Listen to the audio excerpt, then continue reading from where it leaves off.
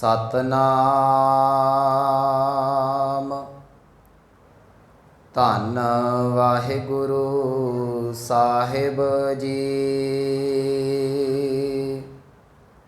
श्लोक महला पहला। मुसलमाना सिफत सरैयत पढ़ पढ़ करें विचार। बंदे से जे पवह विच बंदी वेखन कौ दीदार। हिंदू सालाही सालाहन दर्शन रूप अपार। तीरथ नावें अर्चा पूजा अगर वास बहकार। जोगी सुन ध्यावन जेते अलख नाम करतार। सूखम मूरत नाम निरंजन काया का आकार। सतियाँ मन संतोख उपजै देण कै विचार। दे दे मंगह सहसा गुणा शोभ करे संसार। चोरां जारां तै कुड़ियारां खाराबां बेकार। एक होंदा खाए चलै ऐ थाऊ तिना भेकाई कार। जल थल जियां पुरियां लोआं आकारां आकार। ओए जे आखें सो तू है जानै तिना पे तेरी सार। नानक भगतां भुख सालाहन सच नाम आधार। सदा आनंद रहें दिन राति गुणवंतियां पाशार। वाहिगुरु जी का खालसा वाहिगुरु जी की फतेह। परम सन्मानयोग सतगुरु गुरु ग्रंथ साहिब महाराज जी दी पावन हजूरी दे अंदर सुभाएमान सतसंगी जनो वडभागे हो जो सतगुरां दी रहमत बख्शिश हासिल कर रहे जे। आप जी ने जो अमृत बचन सरवण किया है यह आसा की वार दी 6वीं पौड़ी दे नाल पहला श्लोक जो धन गुरु नानक साहब महाराज जी के मुखार बिंद तो उचारण किया होया है उसका मूल पाठ आप जी ने सरवण किया है। इस 6वीं पौड़ी दे विच सतगुरु धन गुरु नानक साहब महाराज जी ये गल समझा रहे हैं कि हे जीव जिस किसी ने भी प्रभु परमात्मा नूं उस अकाल पुरख वाहिगुरू नूं प्राप्त किया है उन्हें सतगुरां दी किरपा दे नाल ही प्राप्त किया है। गुरु तो बिना मनुख परमात्मा तक नहीं पहुँच सकता। सो ये पौड़ी का अंतरीब भाव है। पौड़ी दे विच आपां आउण वाले समय च वाचांगे कि बिन सतगुर किने ना पायो बिन सतगुर किने ना पाया। गुरु तो बिना परमात्मा की प्राप्ति नहीं। हुण जिन्हें रब दे घर का सुनेहा देना सी अज मेरे सतगुरु जी पहले श्लोक दे विच उहदी कुंडी खोल के सानूं उहदी गल समझा रहे ने। कहण लगे वो मनुख इन्ना क ज़्यादा मर्यादा दे विच उलझ गया इन्ना क ज़्यादा बंदिशां दे विच पै गया कि वो रब दे नाम तो कई कोहां दूर हो गया। विचार आपां पहले श्लोक की करनी है जिहड़ा आप जी ने सरवण किया है। इस श्लोक दे विच मुसलमान हिंदू जोगी दानी अते जिहड़े व्यभिचारी लोक ने ਉਹਨਾਂ ਸਾਰਿਆਂ ਦਾ ਜ਼ਿਕਰ ਕਰਦਿਆਂ ਹੋਇਆ ਮੇਰੇ ਸਤਿਗੁਰਾਂ ਨੇ ਅਖੀਰ ਦੇ ਇੱਕ ਸਿਧਾਂਤ ਦਿੱਤਾ, ਜਿੱਥੋਂ ਵਿਚਾਰ ਆਰੰਭ ਕਰਨੀ ਹੈ। ਸਤਿਗੁਰੂ ਕਹਿ ਲੱਗੇ, ਨਾਨਕ ਭਗਤਾਂ ਭੁੱਖ ਸਾ ਲਾਹਨ। ਕਹਿਣ ਲੱਗੇ, ਪ੍ਰਭੂ ਜੀ ਤੇਰੇ ਇਸ ਬਣਾਏ ਹੋਏ ਸਮਾਜ ਦੇ ਵਿੱਚ, ਸਿਰਜੀ ਹੋਈ ਸ੍ਰਿਸ਼ਟੀ ਦੇ ਵਿੱਚ ਹਿੰਦੂ ਵੀ ਰਹਿੰਦੇ ਨੇ, ਮੁਸਲਮਾਨ ਵੀ ਨੇ, ਦਾਨੀ ਵੀ ਨੇ, ਜੋਗੀ ਨੇ ਵੀ, ਜਤੀ ਵੀ, ਸਤੀ ਸਾਰੇ ਰਹਿੰਦੇ ਨੇ। ਪਰ ਕਿਤੇ ਨਾ ਕਿਤੇ ਸਾਰੇ ਧਰਮਾਂ ਦੇ ਵਿੱਚ ਤੇਰੀ ਬੰਦਗੀ ਕਰਨ ਵਾਲੇ ਤੇਰੇ ਪਿਆਰੇ ਭਗਤ ਵੀ ਰਹਿੰਦੇ ਨੇ। ਹੁਣ ਇਹਨਾਂ ਸਾਰਿਆਂ ਦੇ ਵਿੱਚ ਅੰਤਰ ਕੀ ਹੈ? ਸਤਿਗੁਰੂ ਕਹਿ ਲਗੇ, ਨਾਨਕ ਭਗਤਾਂ ਭੁੱਖ ਸਾ ਲਾਹਨ। ਕਹਿੰਦੇ ਤੇਰੇ ਭਗਤਾਂ ਨੂੰ ਇੱਕ ਚੀਜ਼ ਦੀ ਭੁੱਖ ਹੈ। ਉਹ ਭੁੱਖ ਮਾੜੀ ਨਹੀਂ, ਉਹ ਭੁੱਖ ਹੈ ਨਾਮ ਦੀ। ਤੇ ਯਾਦ ਰੱਖਿਓ, ਜਿਸ ਚੀਜ਼ ਦੀ ਮਨੁੱਖ ਨੂੰ ਭੁੱਖ ਹੋਵੇਗੀ ਨਾ, ਰਸ ਵੀ ਉਸੇ ਚੀਜ਼ ਦੇ ਵਿੱਚੋਂ ਆਉਂਦਾ ਹੈ। ਜਿਸ ਚੀਜ਼ ਦੀ ਭੁੱਖ ਨਹੀਂ, ਉਹ ਚੀਜ਼ ਬੇਰਸੀ ਲੱਗਦੀ ਹੈ। ਭਗਤਾਂ ਨੂੰ ਪਰਮਾਤਮਾ ਦੇ ਨਾਮ 'ਚੋਂ ਰਸ ਆਉਂਦਾ ਹੈ। ਸੰਸਾਰੀ ਲੋਕਾਂ ਨੂੰ ਰਸ ਕੋਈ ਨਹੀਂ ਆਉਂਦਾ, ਕਿਉਂਕਿ ਉਹਨਾਂ ਨੂੰ ਭੁੱਖ ਨਹੀਂ ਹੈ। ਨਾਨਕ ਭਗਤਾਂ ਭੁੱਖ ਸਾ ਲਾਹਨ। ਸੱਚ ਨਾਮ ਆਧਾਰ, ਉਹਨਾਂ ਦੇ ਜੀਵਨ ਦਾ ਆਸਰਾ ਕੇਵਲ ਤੇ ਕੇਵਲ ਤੇਰਾ ਸੱਚਾ ਨਾਮ ਹੈ। ਕਹਿਣ ਲੱਗੇ, ਸਦਾ ਆਨੰਦ ਰਹੇ ਦਿਨ ਰਾਤੀ ਗੁਣਵੰਤਿਆਂ ਪਾਸ਼ਾਰ। ਜਿਹੜੇ ਤੇਰੇ ਭਗਤ ਨੇ ਉਹ ਹਮੇਸ਼ਾ ਹੀ ਨਾਮ ਜਪਣ ਕਰਕੇ ਜਿਹੜੇ ਆਨੰਦਿਤ ਰਹਿੰਦੇ ਨੇ ਤੇ ਗੁਣਾਂ ਵਾਲੇ ਮਨੁੱਖਾਂ ਦੇ ਚਰਨਾਂ ਦੀ ਧੂੜੀ ਬਣ ਕੇ ਰਹਿੰਦੇ ਨੇ। ਇਹ ਤੇ ਗੱਲ ਹੈ ਜਿਹੜੇ ਮਨੁੱਖ ਭਗਤ ਨੇ।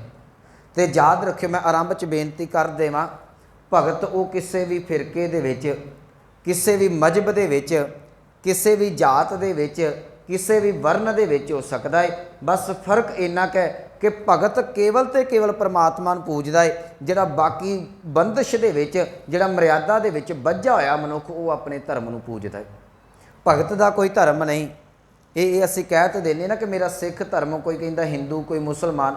ਭਗਤ ਦਾ ਕੋਈ ਧਰਮ ਨਹੀਂ। ਭਗਤ ਦਾ ਇੱਕੋ ਹੀ ਇੱਕ ਧਰਮ ਹੈ, ਸਰਬ ਧਰਮ ਹੈ ਸ੍ਰੇਸ਼ਟ ਧਰਮ, ਹਰਿ ਕੋ ਨਾਮ ਜਪ ਨਿਰਮਲ ਕਰਮ। ਭਗਤ ਦਾ ਧਰਮ ਹੀ ਇਹ ਹੈ, ਉਹਨੇ ਨਾਮ ਜਪ ਕੇ ਤੇ ਜੀਵਨ ਦੇ ਵਿੱਚ ਸ਼ੁਭ ਕਰਮ ਕਰਨੇ ਨੇ।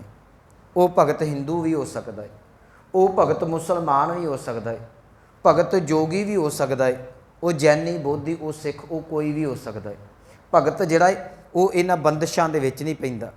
ਸੋ ਸਤਿਗੁਰਾਂ ਨੇ ਜਿਹੜੀ ਆਰੰਭ ਦੇ ਵਿੱਚ ਕੁਝ ਲੋਕਾਂ ਦੇ ਮੱਤ ਦੱਸੇ ਨੇ, ਇਹਨਾਂ ਦਾ ਭਾਵ ਕੇਵਲ ਤੇ ਕੇਵਲ ਉਹ ਲੋਕ ਨੇ ਜਿਹੜੇ ਆਪਣੇ ਸਿਧਾਂਤ ਨੂੰ ਉਜਾਗਰ ਕਰਦੇ ਨੇ। ਉਹ ਆਪਣੇ ਬਾਰੇ ਕੀ ਕਹਿ ਰਹੇ ਨੇ, ਇਹ ਆਰੰਭ ਦੇ ਵਿੱਚ ਸਤਿਗੁਰਾਂ ਬਖਸ਼ਿਸ਼ ਕੀਤੀ ਹੈ। ਸ਼ਲੋਕ ਮਹੱਲਾ ਪਹਿਲਾ, ਇਹ ਪ੍ਰਥਮ ਸ਼ਲੋਕ ਹੈ 6ਵੀਂ ਪੌੜੀ ਦਾ। ਸਤਿਗੁਰੂ ਕਹਿ ਲਗੇ, ਮੁਸਲਮਾਨਾਂ ਸਿਫਤ ਸਰਈਅਤ ਪੜ ਪੜ ਕਰੈ ਵਿਚਾਰ। ਸਿਫਤ ਦਾ ਅਰਥ ਹੈ ਵਡਿਆਈ, ਸਰਈਅਤ ਦਾ ਅਰਥ ਹੈ ਸ਼ਰ੍ਹਾ। ਇਹਦਾ ਅਰਥ ਕਰਦੀ ਹੈ ਕਾਇਦੇ ਕਾਨੂੰਨ। ਇਹਦਾ ਅਰਥ ਕਰ ਲਈਏ ਮਰਿਆਦਾ ਜਾਂ ਰੂਲ। ਮੁਸਲਮਾਨਾਂ ਸਿਫਤ ਸਰਈਅਤ ਪੜ ਪੜ ਕਰੈ ਵਿਚਾਰ। ਕਹਿੰਦੇ ਜਿਹੜੇ ਮੁਸਲਮਾਨ ਨੇ ਇਹ ਸ਼ਰ੍ਹਾ ਦੇ ਬੜੇ ਪਾਬੰਦ ਨੇ, ਬੜੀ ਮਰਿਆਦਾ ਦੇ ਪੱਕੇ ਨੇ ਤੇ ਆਪਣੀ ਮਰਿਆਦਾ ਦੇ ਮੁਤਾਬਕ ਹੀ ਕੁਰਾਨਾਂ ਨੂੰ ਪੜ੍ਹਦੇ ਨੇ। ਮਰਿਆਦਾ ਦੇ ਮੁਤਾਬਕ ਹੀ ਜਿਹੜਾ ਇਹ ਕਲਮਾਂ ਪੜ੍ਹੀਆਂ ਜਾਂਦੀਆਂ ਨੇ ਤੇ ਆਪਣੇ ਜਿਹੜੇ ਪਵਿੱਤਰ ਗ੍ਰੰਥ ਨੇ ਉਹਨਾਂ ਦੀ ਵਿਚਾਰ ਕੀਤੀ ਜਾਂਦੀ ਹੈ। ਇਹ ਪਹਿਲੀ ਪੰਕਤੀ ਦੇ ਅਰਥ ਨੇ ਮੁਸਲਮਾਨਾਂ ਸਿਫਤ ਸਰਈਅਤ। ਮੈਂ ਸਰਈਅਤ 'ਤੇ ਕੁਛ ਬੋਲਣਾ ਚਾਹੁੰਦਾ। ਸਰਈਅਤ ਦਾ ਅਰਥ ਕੀਤਾ ਹੈ ਮਰਿਆਦਾ, ਸਰਈਅਤ ਦਾ ਅਰਥ ਹੈ ਰੂਲ। ਹਰੇਕ ਚੀਜ਼ ਦੇ ਜਿਹੜੇ ਰੂਲ ਨੇ, ਹਰੇਕ ਸੰਸਾਰ ਦੇ ਰੂਲ ਨੇ। ਸਮਾਜ ਦੇ ਵਿੱਚ ਅਸੀਂ ਦੇਖਦੇ ਹਰੇਕ ਦੇਸ਼ ਦੇ ਰੂਲ ਨੇ, ਸਾਡੇ ਕਿੱਤੇ ਦੇ ਰੂਲ ਨੇ, ਸਾਡੇ ਆਪਣੇ ਆਪਣੇ ਕੰਮਾਂ ਕਾਰਾਂ ਦੇ, ਮਨੁੱਖ ਦੇ ਸੁਭਾਅ ਦੇ ਵੱਖੋ ਵੱਖ ਰੂਲ ਨੇ।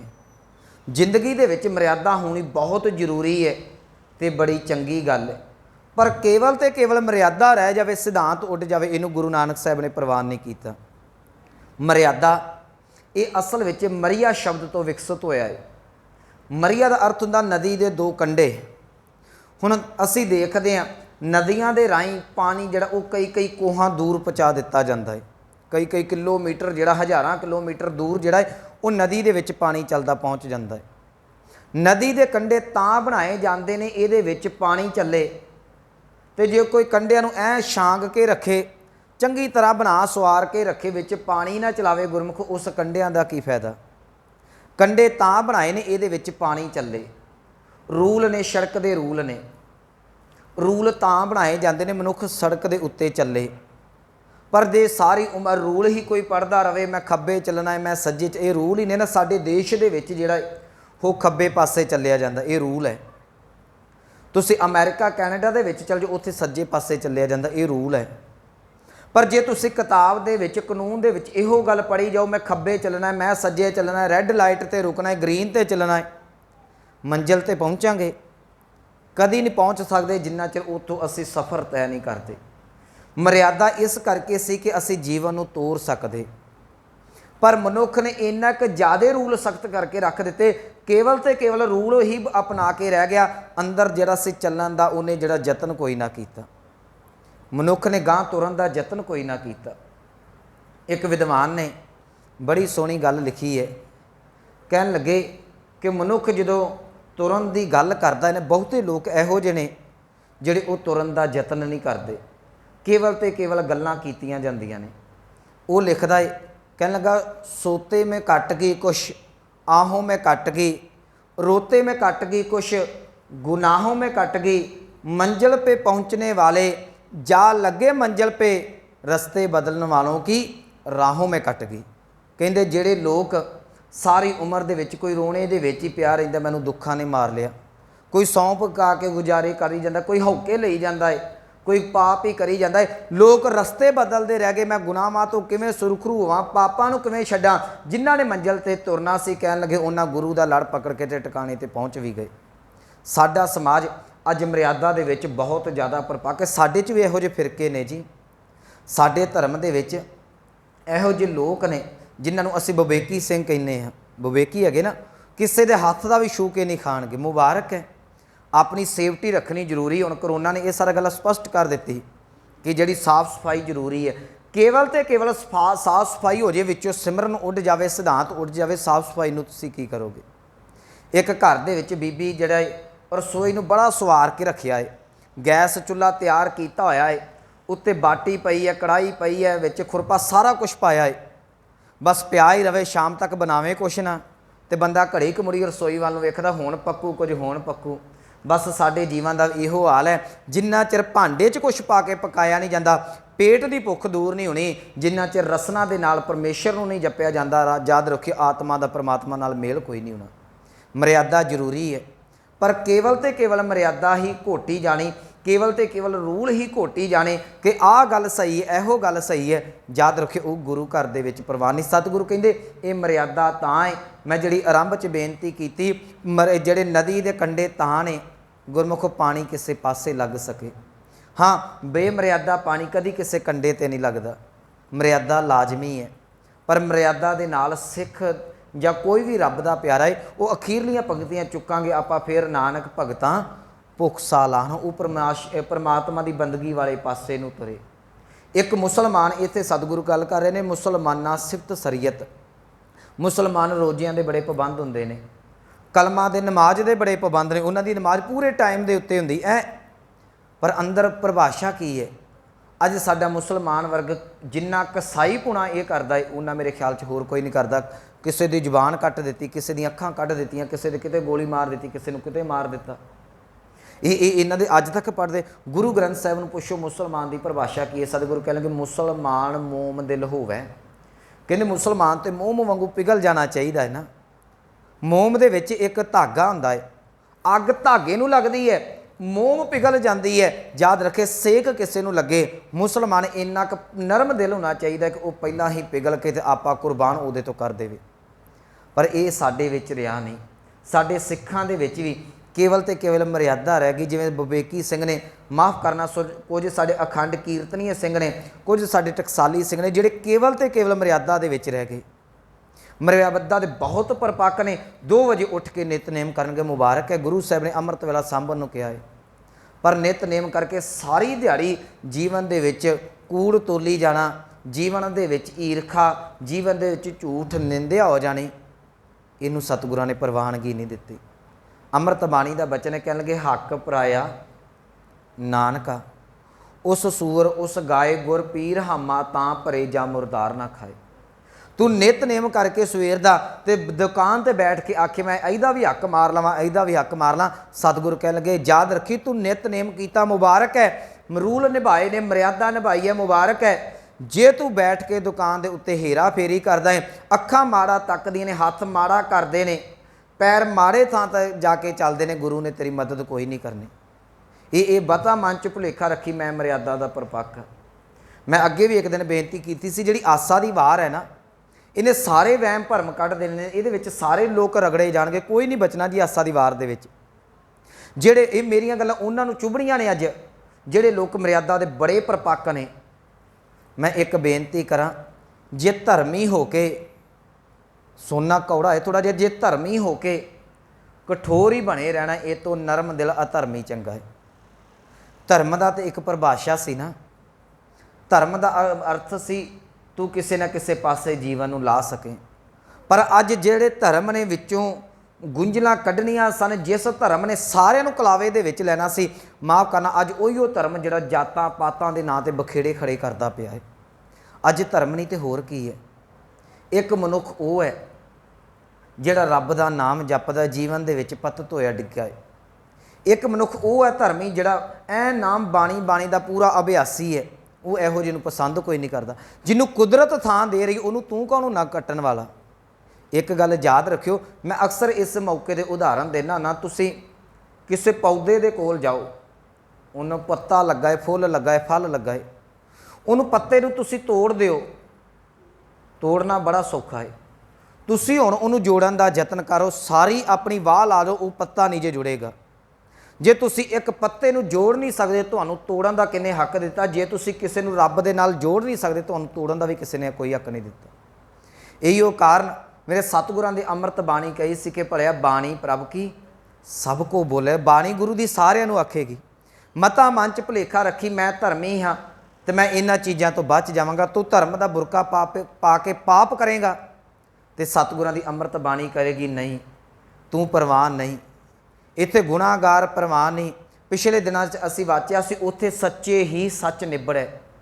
ਉੱਥੇ ਜੀਵਨ ਸੱਚੇ ਵਾਲੇ ਨੂੰ ਪਹਿਲ ਦਿੱਤੀ ਜਾਣੀ ਹੈ, ਇਸ ਪਹਿਰਾਵੇ ਨੂੰ ਨਹੀਂ। ਅੱਜ ਸਾਡਾ ਸਮਾਜ ਜਿਹੜਾ ਪਹਿਲ ਅਸੀਂ ਪਹਿਰਾਵੇ ਨੂੰ ਦਿੱਤੀ ਜਾਂਦੀ ਹੈ। ਮਨੁੱਖ ਨੇ ਧਰਮੀ ਬਾਣਾ ਪਾਇਆ, ਗਲ 'ਚ ਮਾਲਾ ਪਾਈ, ਬੜਾ ਜੀ ਗੁਰੂ ਦਾ ਪਿਆਰਾ ਹੈ। ਇੱਕ ਮਨੁੱਖ ਉਹ ਹੈ ਜਿਹਨੇ ਜ਼ਿੰਦਗੀ 'ਚ ਕਦੀ ਸ਼ਾਇਦ ਰੱਬ ਦਾ ਨਾਮ ਹੀ ਨਹੀਂ ਲਿਆ। ਇੱਕ ਮਨੁੱਖ ਉਹ ਹੈ ਜਿਹੜਾ ਗੁਰੂ ਤੋਂ ਕਈ ਕੋਹਾਂ ਦੂਰ ਹੈ। ਚਾਹੀਦਾ ਤੇ ਉਹਨੂੰ ਸੀ ਨਾ ਕਿ ਉਹਨੂੰ ਚੁੱਕ ਕੇ ਤੁਸੀਂ ਗੁਰੂ ਦੀ ਗੋਦ 'ਚ ਪਾਉਂਦੇ। ਜਿਹੜਾ ਪਹਿਲਾਂ ਹੀ ਬਾਣਾ ਪਾਈ ਬੈਠਾ, ਪਹਿਲਾਂ ਹੀ ਬਾਣੀ ਪੜ੍ਹਦਾ, ਉਹ ਤੇ ਚੰਗੇ ਪਾਸੇ ਲੱਗਾ ਹੀ ਹੋਇਆ ਹੈ। ਇਹਨੂੰ ਸਮਝਣ ਵਾਸਤੇ ਇੱਕ ਹੋਰ ਉਦਾਹਰਨ ਦੇ ਦੇਵਾਂ। ਇੱਕ ਡਾਕਟਰ ਹੈ, ਉਹਦੇ ਕੋਲ ਤੰਦਰੁਸਤ ਮਨੁੱਖ ਜਾਂਦਾ ਹੈ, ਉਹ ਨਾਲ ਬਿਮਾਰ ਨੂੰ ਖੜਦਾ ਹੈ। ਹੁਣ ਡਾਕਟਰ ਇਲਾਜ ਕਿਹਦਾ ਕਰਦਾ ਹੈ? ਬਿਮਾਰ ਦਾ ਕਰਨਾ ਹੈ ਨਾ। ਜਿਹੜਾ ਤੰਦਰੁਸਤ ਹੈ ਉਹਨੂੰ ਦਵਾਈ ਦੀ ਕੀ ਲੋੜ ਹੈ? ਡਾਕਟਰ ਦੀ ਲਿਆਕਤ ਤਿਆਂ ਮੰਨੀ ਜਾਂਦੀ ਹੈ, ਉਹ ਇੱਕ ਜਿਹੜਾ ਹੈ ਬਿਮਾਰ ਦਾ ਇਲਾਜ ਕਰ ਸਕੇ। ਜੇ ਡਾਕਟਰ ਆਖੇ ਇਹਦਾ ਇਲਾਜ ਮੈਂ ਤਾਂ ਕਰਾਂਗਾ, ਰਾਜੀ ਹੋ ਜਾਏ, ਭਲਿਆ ਫਿਰ ਤੇਰੇ ਕੋਲ ਕੀ ਲੈਣ ਆ ਗਿਆ। ਇਹੋ ਗੱਲ ਅਸੀਂ ਕਰਦੇ ਹਾਂ। ਗੁਰੂ ਦੀ ਗੋਚ ਉਹਨੂੰ ਬਹਿਣ ਦੇਣਾ ਜਿਹੜਾ ਗੁਰੂ ਦੀ ਮੱਤ ਦਾ ਧਾਰਨ ਨਹੀਂ ਹੋਵੇਗਾ। ਜਿਹੜਾ ਮੱਤ ਦਾ ਹੀ ਧਾਰ ਨਹੀਂ ਹੋ ਗਿਆ ਤੇ ਉਹ ਤੇ ਗੱਲ ਸਿਰੇ ਲੱਗ ਗਈ। ਤੇ ਤੇਰਾ ਤੇ ਸਿਧਾਂਤ ਇਹ ਕਹਿੰਦਾ ਸੀ ਜਿਹੜਾ ਦੂਰ ਹੈ ਉਹਨੂੰ ਬਾਹੋਂ ਫੜ ਕੇ ਲਿਆ ਕੇ ਕਹਿੰਦਾ ਲੈ ਤੂੰ ਵੀ ਗੁਰੂ ਦੀ ਗੋਚ 'ਚ ਬਹਿ ਕੇ ਗੁਰੂ ਦੀ ਮੱਤ ਲੈ ਲੈ। ਗੁਰੂ ਨਾਨਕ ਸਾਹਿਬ ਕਿਹਨਾਂ ਦੇ ਕੋਲ ਜਾਂਦੇ ਨੇ? ਸੱਜਣ ਠੱਗ ਦੇ ਕੋਲ ਜਾਂਦੇ। ਉਹ ਧਰਮੀ ਸੀ, ਸਾਰੀ ਉਮਰ ਠੱਗੀਆਂ ਮਾਰਦਾ ਸੀ। ਗੁਰੂ ਸਾਹਿਬ ਵਲੀ ਕੰਧਾਰੀ ਦੇ ਕੋਲ ਜਾਂਦੇ ਨੇ, ਜਿਹੜਾ ਆਉਂਦਾ ਸੀ ਤਲ ਕੇ ਖਾ ਜਾਂਦਾ ਸੀ। ਗੁਰੂ ਸਾਹਿਬ ਕੌਡੇ ਰਾਖਸ਼ ਦੇ ਕੋਲ ਜਾਂਦੇ ਨੇ। ਗੁਰੂ ਸਾਹਿਬ ਜਿਹੜੇ ਨੇ ਭੂਮੀਏ ਚੋਰ ਦੇ ਕੋਲ ਜਾਂਦੇ ਨੇ। ਇਹਨਾਂ ਦੇ ਅੰਦਰ ਧਰਮ ਸੀ ਕੋਈ ਨਹੀਂ, ਇਹਨਾਂ ਦੇ ਜੀਵਨ ਦੇ ਵਿੱਚ ਪਾਪ ਸੀ। ਸਤਿਗੁਰਾਂ ਕਿਹਾ ਜਿਨ੍ਹਾਂ ਨੇ ਧਰਮ ਦਾ ਪਾਣਾ ਪਾਇਆ ਉਹ ਤੇ ਧਰਮ ਦੇ ਕਿਤੇ ਨਾ ਕਿਤੇ ਲਾਗੇ ਨੇ।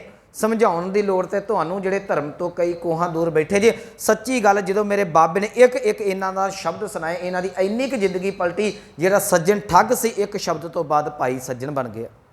ਜਿਹੜਾ ਭੂਮੀਆ ਚੋਰ ਸੀ ਉਹਨੂੰ ਮੇਰੇ ਦਾਤੇ ਨੇ ਭਾਈ ਭੂਮੀਆ ਬਣਾ ਦਿੱਤਾ। ਸਿੱਖ ਪ੍ਰਚਾਰਕ ਹੋਣ ਦਾ ਨਾਂ ਤਾਂ ਇਹੋ ਲਾਭ ਹੈ। ਸਾਡਾ ਗੁਰੂ ਦੇ ਤਨ ਦਾ ਪਾਇਆ ਹੋਇਆ ਬਾਣੇ ਦਾ ਇਹੋ ਲਾਭ ਹੈ, ਇੱਕ ਵਿਗੜੇ ਹੋਏ ਦੀ ਜ਼ਿੰਦਗੀ ਸੁਧਾਰ ਕੇ ਗੁਰੂ ਦੇ ਨਾਲ ਜੋੜ ਦੇਵੇਂ। ਮਰਿਆਦਾ ਇਹ ਨਹੀਂ ਕਹਿੰਦੀ ਕਿ ਤੂੰ ਇਹਨੂੰ ਦੁਰਕਾਰ ਦੇਵੇਂ। ਇੱਦਾਂ ਇਹਨੂੰ ਨਹੀਂ ਕਹਿੰਦੀ ਤੂੰ ਇਹਨੂੰ ਚੁਠਲਾ ਦੇਵੇਂ। ਮਰਿਆਦਾ ਇਹ ਗੱਲ ਕਹਿੰਦੀ ਹੈ ਇਹ ਦੋ ਰਾਹ ਨੇ। ਜਿਵੇਂ ਮੈਂ ਆਰੰਭ 'ਚ ਕਿਹਾ, ਇਹਦੇ ਵਿੱਚੋਂ ਦੀ ਪਾਣੀ ਨਿਕਲਣਾ ਹੈ। ਨਦੀ 'ਚੋਂ ਗੰਦਾ ਪਾਣੀ ਵੀ ਨਿਕਲਦਾ ਹੈ, ਨਦੀ 'ਚੋਂ ਚੰਗਾ ਪਾਣੀ ਵੀ ਨਿਕਲਦਾ ਹੈ। ਕਦੀ ਨਦੀ ਦੇ ਵਿੱਚ ਤੁਸੀਂ ਵੇਖਿਓ ਉਹਦੇ 'ਚ ਗੰਦਾ ਪਾਣੀ ਸੁੱਟ ਦਿਓ, ਕਈ ਥਾਵਾਂ 'ਤੇ ਸੁੱਟਿਆ ਜਾਂਦਾ ਹੈ। ਨਦੀ ਦੇ ਪਾਣੀ ਦੇ ਕੋਲ ਇੰਨੀ ਕੁ ਤਾਕਤ ਹੈ, ਉਹ ਗੰਦੇ ਪਾਣੀ ਨੂੰ ਸਾਫ਼ ਕਰਕੇ ਆਪਣੇ 'ਚ ਜਗ੍ਹਾ ਦੇ ਦਿੰਦੀ ਹੈ। ਪਰ ਸਾਡੇ ਵਿੱਚ ਇੰਨੀ ਹਿੰਮਤ ਨਹੀਂ ਇੱਕ ਧਰਮੀ ਮਨੁੱਖ ਡਿੱਗੇ ਹੋਏ ਨੂੰ ਸੀਨੇ ਦੇ ਨਾਲ ਲਾ ਕੇ ਉਹਨੂੰ ਗੁਰੂ ਦੇ ਚਰਨਾਂ ਦੇ ਵਿੱਚ ਥਾਂ ਦਵਾ ਸਕੇ। ਅੱਜ ਸਾਡੀ ਮਰਿਆਦਾ ਕੇਵਲ ਤੇ ਕੇਵਲ ਮਰਿਆਦਾ ਰਹਿ ਗਈ। ਅਸੀਂ ਡਿੱਗੇ ਹੋਇਆਂ ਨੂੰ ਚੁੱਕਣ ਦਾ ਯਤਨ ਨਹੀਂ ਕਰਦੇ। ਮੈਂ ਕਾਫੀ ਸਮਾਂ ਪਹਿਲਾਂ ਕਿਹਾ ਸੀ, ਤੁਸੀਂ ਸੜਕ 'ਤੇ ਜਾਂਦੇ ਜੇ, ਕੋਈ ਦੁਰਘਟਨਾ ਵਾਪਰਦੀ ਹੈ, कोई एक्सीडेंट हुंदा है उन्होंने चुक के तो तुसी हॉस्पिटल छड्ड आओगे, जिहड़ा विकारां दे विच डिग गया उन्होंने चुक के समाज दे विच इज्जत कौन दवाएगा। डिगे होए नूं असीं सगों ही डेगदे हां, जिहड़ा विकारां च डिग्गा है ना, जिहड़ा पतत पुणे वल है, जिहड़ा गुरु दे कोल उन्होंने इन्नियां क गल्लां सुनाईयां जांदियां, वो बेचारा रब गुरु घर आउण तो ही डरदा, पता नहीं बाबे ने किहड़े मूँहों बोल पैना है। साडा तुसीं देखो कई प्रचारक इदां दे ने, कोई सामने नौजवान बैठा है, मूँह दे उत्ते दाड़ी नहीं, सिर दे उत्ते वाल नहीं, कोई बीबी बैठी है सिर मूँह रंगिया, जिहदी कल भी गल कीती सी आपां। पर मसला तो इस गल दा सी ना, इन्हां नूं कलावे दे विच लैंदे, असी बस सामने बैठिਆਂ ਨੂੰ ਭੰਡਣਾ शुरू कर दिता, जिन्हां ने सद्दिया से उन्हां वाह वाह करनी शुरू कर दी, बाबे ने चंगा तवा लाया। जे तवा ही लाउणा सी ते भलिया मीडिया बड़ा काम करदा, तूं कादा प्रचारक होया। सतगुरु कहंदे मुसलमाना सिफत सरीयत पढ़ पढ़ करें विचार, मुसलमान भी शराह दे प्रबंध रह गए, केवल तो केवल इन्हां शराह ही कोल रह गई, अंदर दा सिद्धांत उड गया। मैं अज कह देवां अज सिखां दे अंदरों भी सिद्धांत उड गया, केवल तो केवल मर्यादा ही रह गई है। साडे वड्डे वड्डे दाड़े, माफ़ करना, साडे गल दे विच किरपाना सानूं कई वारी कठोरता वाल पासे लै जांदियां ने। असीं उन्हां बच्चिआं नूं, अज साडे बच्चे क्यों साडे तो दूर जा रहे हैं, क्योंकि बच्चों को धर्म ही इन्ना औखा करके दे दिता। बच्चे बंदे नूं वेख के साबत सूरत नूं बाबा पता नहीं की बला समझ लग पैंदे ने, बाबा आ गया कोई बला ही आ गई खरे। भलिया बाबा तो वो सी जिन्हें सारे कलावे दे विच लैके कहना सी आ गुरु की गोत जिथे मैं बैठदा उत्थे तू बैठ। एक होर उदाहरण दे दा, मेरा मन कहंदा अज मैं ये गल क्लीयर कर देवां, मर्यादा की आंदी है, गुरु मर्यादा बारे की कहंदा है। एक बाप है, दो पुत्तर ने, एक पुत्तर बाप के कहने के मुताबिक चलता है, एक पुत्र मन मर्जियां करता है तो बाप दे पुत्र ने ना। जे जिहड़ा चंगा है वो केवल तो विच उहिओ गोदी च बैठा रहे, दूजे नूं धक्के मारे तो बाप की आखेगा, आखेगा नहीं तेरा भरा भरा शरीक हो सकता, मेरे दे लई दोवें इक्को जे। बेशक वो गलत है, जे मैं जम्मिया मैं इनू सुधार भी लवांगा, जिथे एक पट ते दू बैठेगा दूजे ते वो भी बैठेगा। ये बाप कहेगा, बाप दोवां नूं प्यार दिंदा। गुरमुखो माफ़ करना, जिथे गुरु दे गोच असी बैठदे उत्थे होर एक सिख नूं गैर सिख नूं बैठण दा हक है, उत्थे संगत दे विच हरेक नूं आउण दा हक है, जिहड़ा गुरु दे कई वारी नाम ही सुन के डर जांदा है। इत्थे कोई भी होवे, मेरा बड़ी वारी दिल करदा, कई वारी असीं कह दिंदे ना कि इस बंदे नूं गुरुद्वारे बाहर कढ दो। माफ़ करना, कई थावां ते हुंदा है, जिवें मंदिरां 'च कह दित्ता जांदा सी ना शूदर नूं कढ दिओ, अजकल गुरुद्वारिਆਂ 'चों भी कढिਆ ਜਾਂਦਾ है, बड़े बड़े गुरुद्वारिਆਂ दे विच। हाँ कोई नशा पत्ता करके आउंदा है, गुरमत मर्यादा तो उल्ट होके आउंदा, उहनूं कढना जायज़ है, क्योंकि इत्थे नशे पत्ते नूं कोई ये जिहड़ी मनाही नहीं। पर कोई नशे पत्ते करन वाला, इनू ध्यान नाल सुनियो, नशे पत्ते करन वाला नहा धो के साफ सुथरा होके आउंदा है, उहनूं भी उन्नी ही जगह का हकदार है जिन्ना एक बाणी पढ़न वाले नूं जगह का हकदार है। इत्थे एक उदाहरण दे देवां, गणका दे कोल एक साधु जांदा, गणका दा जिक्र गुरु ग्रंथ साहिब दे विच। की कर्म सी उहदे, वो वैश्या सी, सारी उम्र विकारां दे विच कढ दित्ती। जे कोई साडे वर्गा साधु हुंदा ना, कदी ना जांदा, कहंदा ये तो पापण है, पर स्वाद आ गया साधु का, उन्हें इहो जिहा उहदे विहड़े दे विच गया, उहदा जीवन सुधार के वो जिहड़ी गणका पापन सी उहनूं जिहड़ी सी साध बना के ते रब दे चरनां 'च अभेद करा दिता। वाकई पता लगदा साध दा जीवन सी। सिखा तेरा जीवन इदां दा होवे, कोई डिग्गिया ढैंदा गुरु कोल आ जावे, तू आण के आखे भलिया बैठ, तू गुरु दी जगोत 'च बह, जिन्ना बाप मेरा है उन्ना बाप तेरा है। पर मैं जिवें कहा अज तो साडा रूप ही इदां दा मर्यादा दा पेश करके रख दिता ना। याद रखियो, ये जिहड़े साडे कुर्ते पजामे ने, ये सादगी दा प्रतीक ने, ये भेख दा, गुरु घर दे विच भेख दा प्रतीक नहीं। जिहड़े साडे वस्त्र ने ना, ये सादगी दा प्रतीक है, क्योंकि जिहड़ा रब दे नाल जुड़ जांदा वो जिंदगी नूं सादगी वाले पासे लै जांदा है।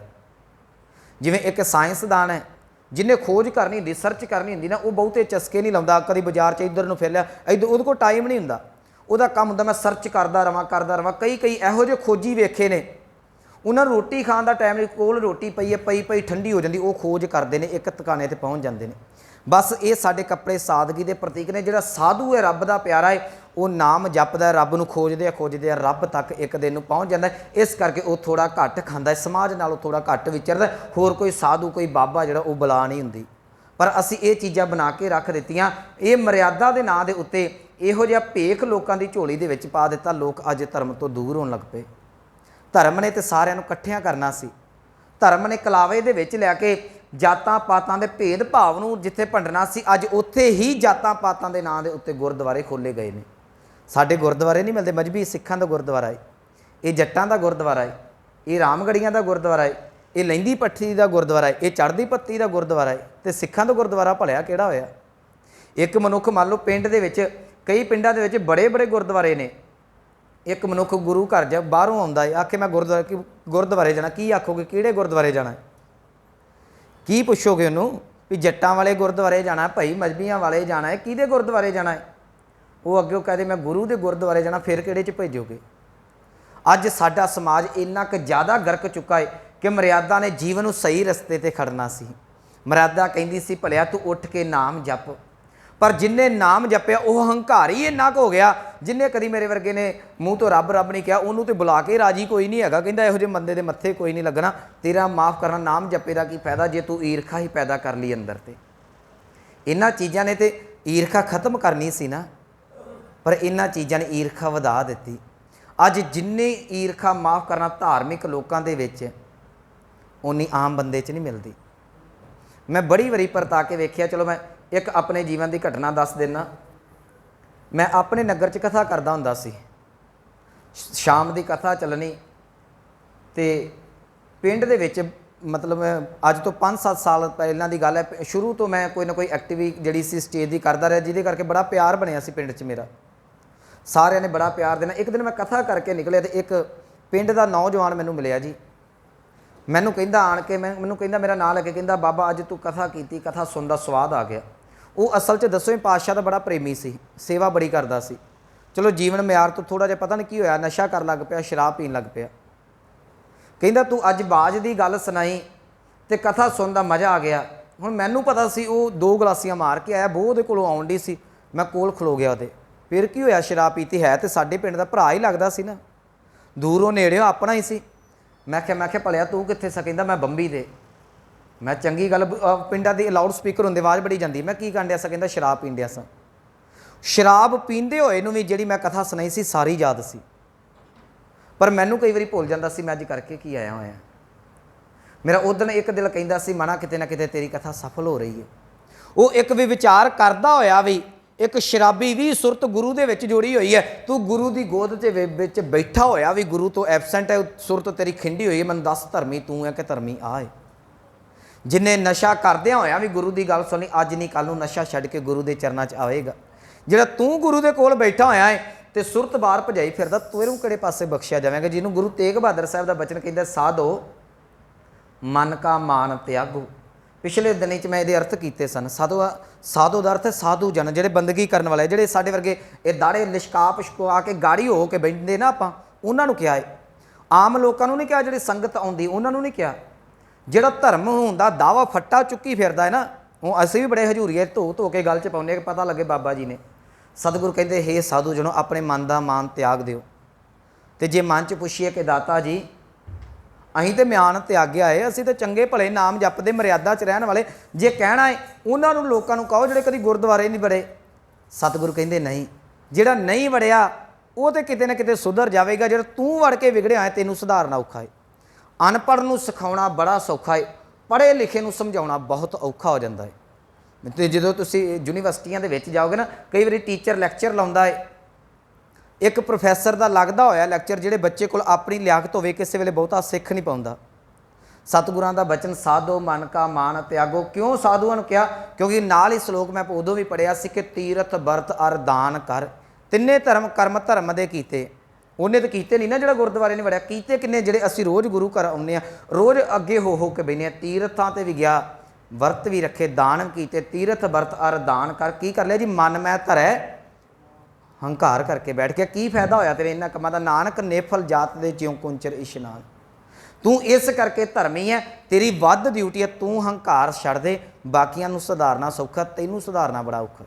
ਸੋ ਇਹੋ ਗੱਲ ਸਤਿਗੁਰੂ ਇੱਥੇ ਸਮਝਾ ਰਹੇ ਨੇ, ਜਿਹੜੀ ਤੋਂ ਮੈਂ ਵਿਚਾਰ ਆਰੰਭ ਕੀਤੀ ਸੀ। ਗੁਰਮੁਖੋ ਜਿਹੜੀ ਮਰਿਆਦਾ ਹੈ, ਮਰਿਆਦਾ ਦਾ ਮਕਸਦ ਕੇਵਲ ਤੇ ਕੇਵਲ ਜ਼ਿੰਦਗੀ ਨੂੰ ਕਿਸੇ ਰਸਤੇ ਦੇ ਉੱਤੇ ਪਹੁੰਚਾਉਣਾ ਹੈ। ਮੈਂ ਵਿਚਾਰਾਂ ਨੂੰ ਸੰਕੋਚਣ ਦਾ ਯਤਨ ਕਰਾਂ। ਤੁਸੀਂ ਸੜਕ ਦੇ ਰੂਲ ਪੜ੍ਹਦੇ ਜੇ, ਸਾਰੀ ਉਮਰ ਰੂਲ ਹੀ ਪੜ੍ਹਦੇ ਰਹੋ, ਤੁਸੀਂ ਕਿਸੇ ਪਾਸੇ ਨਹੀਂ ਲੱਗੋਗੇ। ਤੇ ਇੱਕ ਵਾਰੀ ਸੜਕ 'ਤੇ ਚੜ੍ਹ ਜਾਓ, ਸੱਜੇ ਖੱਬੇ ਬੰਦਾ ਘੁੰਮਦਾ ਘੁਮਾਉਂਦਾ ਟਿਕਾਣੇ ਲੱਗ ਜਾਂਦਾ। ਇੱਦਾਂ ਹੀ ਹੈ ਨਾ, ਜਿਹਨੂੰ ਨਾ ਵੀ ਰੂਲ ਪਤਾ ਹੋਣ, ਪੁਲਿਸ ਵਾਲਿਆਂ ਤੋਂ ਨਾ ਕਿਤੋਂ ਬਚਦਾ ਬਚਾਉਂਦਾ ਮੰਜ਼ਿਲ 'ਤੇ ਪਹੁੰਚ ਜਾਂਦਾ ਹੈ। ਕਈ ਵਾਰੀ ਸਾਡੇ ਕੋਲ ਮਰਿਆਦਾ ਨਹੀਂ ਹੁੰਦੀ, ਪਰ ਜਪਣ ਵਾਲਾ ਰੱਬ ਤੱਕ ਪਹੁੰਚ ਜਾਂਦਾ ਹੈ। ਜਿਹੜੇ ਮਰਿਆਦਾ ਵਾਲੇ ਨੇ ਉਹ ਇੱਥੇ ਬੈਠੇ ਰਹਿ ਜਾਂਦੇ। ਨਾਮਦੇਵ ਦੇ ਕੋਲੋਂ ਕਿਹੜੀ ਮਰਿਆਦਾ ਸੀ? ਭਗਤ ਕਬੀਰ ਸਾਹਿਬ ਕੋਲ ਕਿਹੜੀ ਮਰਿਆਦਾ ਸੀ?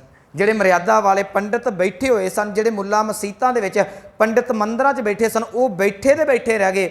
ਜਿਨ੍ਹਾਂ ਨੇ ਮਰਿਆਦਾ ਤੋਂ ਪਰੇ ਹੋ ਕੇ ਜਪਣਾ ਸ਼ੁਰੂ ਕੀਤਾ ਉਹ ਪਰਮਾਤਮਾ ਤੱਕ ਪਹੁੰਚ ਗਏ। ਤੂੰ ਜਪ ਤੇ ਜਪ ਇਸ ਵਾਸਤੇ ਪਰਮਾਤਮਾ ਤੱਕ ਪਹੁੰਚ। ਯਾਦ ਰੱਖਿਓ, ਖਾਣਾ ਅਸੀਂ ਖਾਂਦੇ ਹਾਂ, ਪੇਟ ਦੀ ਭੁੱਖ ਮਿਟਦੀ ਹੈ, ਖਾਣ ਦੀ ਕੋਈ ਮਰਿਆਦਾ ਨਹੀਂ, ਪਰ ਫਿਰ ਵੀ ਇੱਕ ਮਰਿਆਦਾ ਹੈ। ਪਾਣੀ ਪੀਂਦੇ ਹਾਂ, ਪੀਣ ਦੀ ਕੋਈ ਮਰਿਆਦਾ ਨਹੀਂ, ਪਰ ਫਿਰ ਵੀ ਇੱਕ ਮਰਿਆਦਾ ਹੈ। ਕਿਉਂ ਮਰਿਆਦਾ ਹੈ? ਥੋੜ੍ਹਾ ਮੈਂ ਸਮਝਾ ਕੇ ਸਮਾਪਤੀ ਵੱਲ ਆਵਾਂਗਾ, ਬਾਕੀ ਸ਼ਬਦ ਕੱਲ੍ਹ ਵਾਚਾਂਗੇ। ਖਾਣਾ ਖਾਂਦੇ ਹਾਂ, ਸਾਡੇ ਤੇ ਡੰਗਰਾਂ 'ਚ ਖਾਣ 'ਚ ਫਰਕ ਹੈ ਨਾ। ਅਸੀਂ ਬੁਰਕੀ ਤੋੜਾਂਗੇ, ਕੋਈ ਮਰਿਆਦਾ ਨਹੀਂ, ਜਿੱਦਾਂ ਮਰਜ਼ੀ ਕੋਈ ਮਾਸਾ ਵੱਡੀ ਪਾਉਂਦਾ, ਕੋਈ ਛੋਟੀ ਪਾਉਂਦਾ ਹੈ। ਖੁਰਲੀ 'ਚ ਤਾਂ ਨਹੀਂ ਨਾ ਅਸੀਂ ਰੋਟੀ ਪਾ ਕੇ ਖਾਂਦੇ। ਖਾਣ ਦੀ ਕੋਈ ਮਰਿਆਦਾ ਨਹੀਂ, ਪਰ ਫਿਰ ਵੀ ਇੱਕ ਮਰਿਆਦਾ ਹੈ। ਮਾਂ ਆਖੇ ਪੁੱਤ ਹੱਥ ਮੂੰਹ ਤੇ ਧੋ ਕੇ ਤੇ ਥਾਲੀ ਲਾ ਕੇ ਦੇਣੀ, ਉਹਦੇ ਥਾਲੀ ਦੇ ਵਿੱਚ ਬੰਦਿਆਂ ਵਾਂਗੂ ਰੋਟੀ ਖਾ। ਡੰਗਰਾਂ ਨੂੰ ਕੀ ਕਰਦੇ? ਪੱਠੇ ਪਾ ਕੇ ਲੱਤ ਮਾਰੀ ਦੀ, ਅੱਧੀ ਤੂੜੀ ਅੱਧੀ ਹਰਿਆਰ ਲਾਰ ਲੂ ਕੇ ਪਰੇ ਮਾਰੀਦਾ। ਜੇ ਸਾਡੀ ਕੋਈ ਰੋਟੀ ਮਾਰ ਕੇ ਸਬਜ਼ੀ ਤੇ ਰੋਟੀ ਰਲਾ ਦੇ ਕੀ ਬਣੂਗਾ?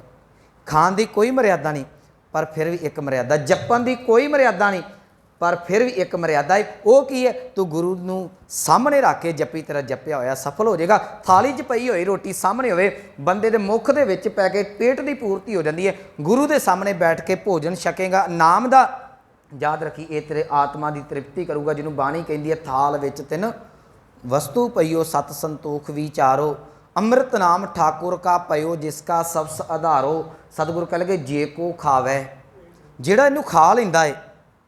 ਹੁਣ ਕਈ ਵਾਰੀ ਖਾ ਲੈਣਾ ਬੜਾ ਸੌਖਾ ਹੋ ਜਾਂਦਾ, ਪਚਾਉਣਾ ਔਖਾ ਹੈ। ਜਿਵੇਂ ਅੱਜ ਕੱਲ੍ਹ ਬਹੁਤੇ ਬੱਚਿਆਂ ਨੂੰ ਦੁੱਧ ਨਹੀਂ ਬਚਦਾ, ਸਾਡੇ ਪਿੰਡਾਂ ਵਾਲਾ ਤੁਹਾਨੂੰ ਸਪਰੇਟਾ ਮਿਲਦਾ, ਉਹ ਪੀਣ ਦੀ ਆਦਤ ਪਈ ਹੁੰਦੀ ਹੈ। ਜੇ ਕਿਸੇ ਨੂੰ ਦੇ ਦਈਏ ਤਾਂ ਪੇਟ ਖਰਾਬ ਹੋ ਜਾਂਦਾ ਹੈ। ਹੁਣ ਕਈ ਵਾਰੀ ਬੰਦਾ ਨਾਮ ਤੇ ਜਪ ਲੈਂਦਾ, ਫਿਰ ਪਚਦਾ ਨਹੀਂ, ਸਾਰੀ ਦਿਹਾੜੀ ਉਲਟੀਆਂ ਕਰਦਾ ਫਿਰੇਗਾ। ਮੈਂ ਤਾਂ 2 ਵਜੇ ਉੱਠਿਆ, ਤੂੰ ਭਲਿਆ ਜੇ ਉੱਠਿਆ ਤਾਂ ਚੁੱਪ ਕਰਕੇ ਬਹਿ ਜਾ, ਜੇ ਨਹੀਂ ਮੈਂ ਸੁੱਤਾ ਤਾਂ ਤੂੰ ਵੀ ਸੁੱਤਾ ਰਹਿੰਦਾ, ਫਿਰ ਕਿਹੜੀ ਗੱਲ ਸੀ? ਸਤਿਗੁਰੂ ਕਹਿ ਲਗੇ ਜੇ ਕੋ ਖਾਵੇ, ਜੇ ਕੋਈ ਇਹਨੂੰ ਛਕਦਾ ਹੈ, ਜੇ ਕੋ ਭੁੰਚੈ, ਜਿਹੜਾ ਪਚਾ ਲੈਂਦਾ ਹੈ ਉਹਦਾ ਫਾਇਦਾ ਹੁੰਦਾ ਹੈ। ਜੇ ਕੋਈ ਖਾ ਲਿਆ, ਖਾ ਕੇ ਵਾਂਟੀ ਕਰ ਦਿੱਤੀ, ਉਲਟੀ ਕਰਕੇ ਬਾਹਰ ਹੀ ਕੱਢ ਦਿੱਤਾ, ਉਹਦਾ ਕੀ ਫਾਇਦਾ? ਜੇ ਕੋ ਖਾਵੇ ਜੇ ਕੋ ਭੁੰਚੈ ਤਿਸਕਾ ਹੋਏ। ਇਹਦੇ ਅਰਥ ਪੜ੍ਹ ਰਹੇ ਹੋ, ਅਰਥ ਕੀ ਬਣਦੇ ਨੇ? ਉਹਦਾ ਹੀ ਭਾਰ ਉਤਾਰਾ ਹੋਣਾ ਹੈ ਜਿਹੜਾ ਭੋਜਨ ਨੂੰ ਪਚਾ ਜਾਂਦਾ। ਮਾਫ਼ ਕਰਨਾ, ਮਰਿਆਦਾ ਵਾਲੇ ਦਾ ਨਹੀਂ। ਮਰਿਆਦਾ ਮੂੰਹ 'ਚ ਪਾਉਣ ਦੀ ਹੈ, ਥਾਲੀ 'ਚੋਂ ਹੈ, ਅੰਦਰ ਬਾਕੀ ਨਾੜਾਂ ਨੇ ਆਪਣਾ ਕੰਮ ਕਰਨਾ ਹੈ। ਤੂੰ ਮਰਿਆਦਾ ਦੇ ਨਾਲ ਜਪਣਾ ਸ਼ੁਰੂ ਕਰ, ਇੱਕ ਦਿਨ ਮਰਿਆਦਾ ਪਿੱਛੇ ਰਹਿ ਜਾਵੇਗੀ, ਤੂੰ ਜਪਦਾ ਜਪਦਾ ਪਰਮਾਤਮਾ ਦੇ ਵਿੱਚ ਅਭੇਦ ਹੋ ਜਾਵੀਂ। ਸੋ ਸਤਿਗੁਰਾਂ ਨੇ ਇਹਦੇ ਅੱਖਰੀ ਅਰਥ ਕਰ ਦਈਏ, ਫਿਰ ਕੱਲ੍ਹ ਇਹਨੂੰ ਖੋਲਾਂਗੇ। ਮੁਸਲਮਾਨਾਂ ਸਿਫਤ ਸਰਈਅਤ ਪੜ੍ਹ ਕਰੇ ਵਿਚਾਰ। ਕਹਿੰਦੇ ਮੁਸਲਮਾਨ ਆਪਣੀ ਸ਼ਰ੍ਹਾ ਦੀ, ਆਪਣੀ ਮਰਿਆਦਾ ਦੀ ਗੱਲ ਕਰਦੇ ਨੇ, ਆਪਣੇ ਧਾਰਮਿਕ ਜਿਹੜੇ ਨੇ ਗ੍ਰੰਥ ਉਹਨਾਂ ਦੀ ਵਿਚਾਰ ਕਰਦੇ ਨੇ। ਕੀ ਕਹਿੰਦੇ ਨੇ? ਕਹਿੰਦੇ ਬੰਦੇ ਸੇ ਬੰਦੇ ਉਹ ਨੇ ਜੇ ਪਵੇਂ ਵਿੱਚ ਬੰਦੀ, ਬੰਦੇ ਦਾ ਅਰਥ ਬੰਦਿਸ਼। ਮੁਸਲਮਾਨ ਇਹ ਗੱਲ ਕਹਿੰਦੇ ਨੇ, ਬੰਦੇ ਉਹ ਨੇ ਜਿਹੜੇ ਬੰਦਿਸ਼ ਦੇ ਵਿੱਚ ਪੈਂਦੇ ਨੇ, ਵੇਖਣ ਕੋ ਦੀਦਾਰ, ਤੇ ਜਿਹੜੇ ਰੱਬ ਦੇ ਦੀਦਾਰ ਕਰਦੇ ਨੇ। ਬਾਕੀ ਕਹਿੰਦੇ ਕੋਈ ਬੰਦਾ ਹੀ ਨਹੀਂ ਹੈਗਾ। ਇਹ ਵਿਚਾਰ ਆਪਾਂ ਕੱਲ੍ਹ ਨੂੰ ਕਰਾਂਗੇ, ਕਿਉਂਕਿ ਸਾਡੇ ਸਿੱਖ ਵੀ ਕਹਿੰਦੇ ਨੇ ਸਿੱਖ ਉਹ ਹੈ ਜਿਹੜਾ ਨਾਮ ਜਪਦਾ, ਦੂਜਾ ਤੇ ਸਿੱਖ ਹੀ ਕੋਈ ਨਹੀਂ ਹੈਗਾ। ਭਲਿਆ ਜਿਹਨੂੰ ਕੁਦਰਤ ਨੇ ਥਾਂ ਦੇ ਕੇ ਆਪਣੀ ਗੋਦ ਦੇ ਵਿੱਚ 70-80 ਸਾਲ ਦੀ ਜਵਾਨੀ ਦੇ ਦਿੱਤੀ, ਉਹਨੂੰ ਤੂੰ ਕੌਣ ਉਹਨਾਂ ਡੱਕਣ ਵਾਲਾ? ਉਹਨੂੰ ਸਾਡੇ ਕੋਲ ਠੀਕ ਹੈ, ਮੈਂ ਕੱਲ੍ਹ ਕੁਝ ਪਹਿਰਾਵੇ ਦੀ ਜਾਂ ਕੁਝ ਗੱਲਾਂ ਕੀਤੀਆਂ, ਜਦੋਂ ਰੂਲ ਦੀ ਗੱਲ ਕੀਤੀ ਜਾਵੇਗੀ ਉਹ ਇੱਕ ਪੈਟਰਨ, ਇੱਕ ਰੂਲ ਹੈ। ਪਰ ਜਿਸ ਵੇਲੇ ਸਮੁੱਚੀ ਮਾਨਵਤਾ ਦੀ ਗੱਲ ਕੀਤੀ ਜਾਵੇਗੀ, ਉੱਥੇ ਪਰਮਾਤਮਾ ਦਾ ਜਿਹੜਾ ਰੂਲ, ਉੱਥੇ ਸਾਡਾ ਰੂਲ ਨਹੀਂ ਟੁਕੇਗਾ। ਸਾਡੇ ਘਰ 'ਚ ਆਪਣੇ ਰੂਲ ਨੇ, ਸਾਡੇ ਪਿੰਡ 'ਚ ਨਹੀਂ ਸਾਡੀ ਚੱਲ ਸਕਦੀ, ਸਾਡੇ ਸ਼ਹਿਰ 'ਚ ਨਹੀਂ ਚੱਲ ਸਕਦੀ। ਮੈਂ ਘਰ 'ਚ ਚਲਾ ਸਕਦਾ ਹਾਂ, ਬਾਹਰ ਨਹੀਂ ਚਲਾ ਸਕਦਾ। ਪਰਮਾਤਮਾ ਸਾਰੀ ਕੁਦਰਤ ਦੇ ਵਿੱਚ ਉਹਦੇ ਰੂਲ ਨੇ, ਇਸ ਕਰਕੇ ਕਿਸੇ ਇੱਕ ਧਰਮ ਦੇ ਰੂਲ ਨਹੀਂ। ਸਤਿਗੁਰੂ ਇਹਦੇ ਬਾਰੇ ਕੀ ਕੱਲ੍ਹ ਸਾਨੂੰ ਮਰਿਆਦਾ ਬਾਰੇ ਦੱਸਦੇ ਨੇ, ਕੱਲ੍ਹ ਆਪਾਂ ਸਾਂਝੀ ਕਰਾਂਗੇ। ਇੰਨੀਆਂ ਬੇਨਤੀਆਂ ਪ੍ਰਵਾਨ। ਜੇ ਕਈਆਂ ਨੂੰ ਮੈਨੂੰ ਪਤਾ ਹੈ ਮੇਰੀ ਗੱਲ ਅੱਜ ਮਰਿਆਦਾ ਵਾਲੀ ਔਖੀ ਲੱਗੀ ਹੈ, ਭਾਈ ਮੈਂ ਹੱਥ ਜੋੜ ਕੇ ਮਾफ़ੀ ਮੰਗਦਾ। ਇਹ ਆਸਾ ਦੀ ਵਾਰ ਬਾਬੇ ਨਾਨਕ ਦੀ, ਇਹੋ ਕਿ ਸਮਝ ਲਓ ਕਿ ਬਾਬੇ ਨੇ ਐਤਕੀ ਡਾਂਗ ਚੁੱਕੀ ਆਸਾ ਦੀ ਵਾਰ 'ਚ। ਕਿਸੇ ਨੂੰ ਨਹੀਂ ਬਖਸ਼ਣਾ। ਜੇ ਤੁਸੀਂ ਮਰਿਆਦਾ ਵਾਲੇ ਆਉਂਦੇ ਜੇ, ਸਾਡੀ ਵਾਰੀ ਵੀ ਆਉਣੀ ਹੈ ਜਿਹੜੇ ਬੋਲਣ ਵਾਲੇ, ਬਸ ਜਿਹੜਾ ਬਾਬੇ ਦੇ ਅੱਗੇ ਆਇਆ ਭੰਨੀ ਜਾਣਾ ਫੜ ਕੇ। ਬਾਬੇ ਨੇ ਸਾਰਿਆਂ ਨੂੰ ਤਗੜੇ ਹੋ ਕੇ ਇਸ ਵਿਚਾਰ ਨੂੰ ਸੁਣ ਲਿਓ। ਜੇ ਇਹਦੀ ਸਮਝ ਪੈ ਗਈ, ਤੁਹਾਨੂੰ ਕਿਸੇ ਨੂੰ ਕਹਿਣ ਦੀ ਲੋੜ ਨਹੀਂ ਪਵੇਗੀ। ਆ ਤੂੰ ਸਿੱਖ ਧਰਮ ਦੇ ਵਿੱਚ ਜਿਹੜਾ ਇਹਨੂੰ ਅਪਣਾ, ਉਹ ਅਗਲਾ ਆਪਣੇ ਆਪ ਹੀ ਚੱਲ ਕੇ ਆ ਜਾਵੇਗਾ। ਇੰਨੀਆਂ ਬੇਨਤੀਆਂ ਪ੍ਰਵਾਨ ਹੋਈਆਂ, ਭੁੱਲਾਂ ਗਲਤੀਆਂ ਦੀ ਖਿਮਾ। ਆਓ ਪਾਵਨ ਪੰਕਤੀਆਂ ਦਾ ਜਾਪ ਸਰਵਣ ਕਰਕੇ ਸਮਾਪਤੀ ਕਰੀਏ। ਮੁਸਲਮਾਨਾ ਸਿਫਤ ਸਰਈਅਤ ਪੜ੍ਹ ਕਰੇ ਵਿਚਾਰ, ਬੰਦੇ ਸੇ ਜੇ ਪਵੈ ਵਿੱਚ ਬੰਦੀ, ਵੇਖਣ ਕਉ ਦੀਦਾਰ। ਵਾਹਿਗੁਰੂ ਜੀ ਕਾ ਖਾਲਸਾ, ਵਾਹਿਗੁਰੂ ਜੀ ਕੀ ਫਤਿਹ।